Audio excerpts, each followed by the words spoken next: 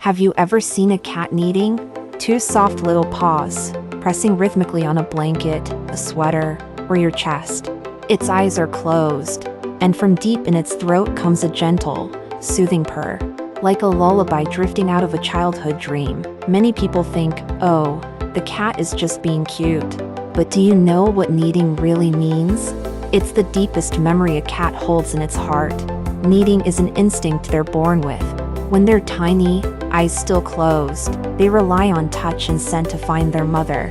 To stimulate milk flow, they gently press their little paws against her belly.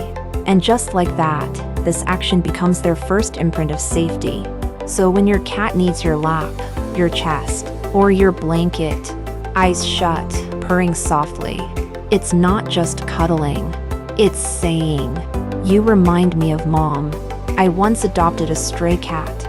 Her name was Huihui. When she first arrived, she was terrified. She hid under the couch for 3 whole days. No food, no response, no comfort worked. I began to wonder, am I even worthy of being her human? Then one afternoon during a nap, I felt something light, pressing on my chest. I opened my eyes. It was Huihui, cautiously curled up, paw by paw. She kneaded my chest, eyes closed, purring quietly. In that moment, I cried.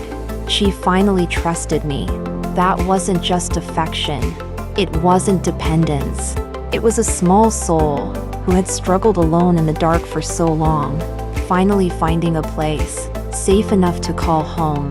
From then on, every time I felt exhausted or low, Huihui would climb onto the bed and start to knead gently, patiently, sometimes for a long, long time, as if to whisper, "I'm here.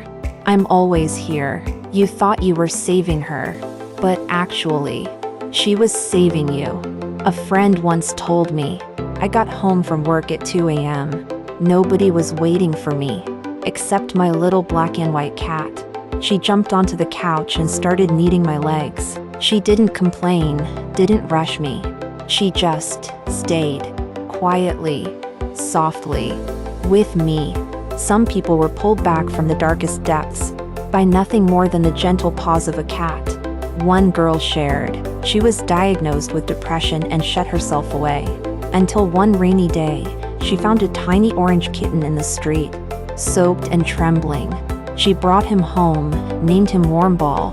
That period of her life, she said, she didn't speak to a single person, but every night, Warmball would curl up on her belly and knead her to sleep. Purr after purr, paw after paw.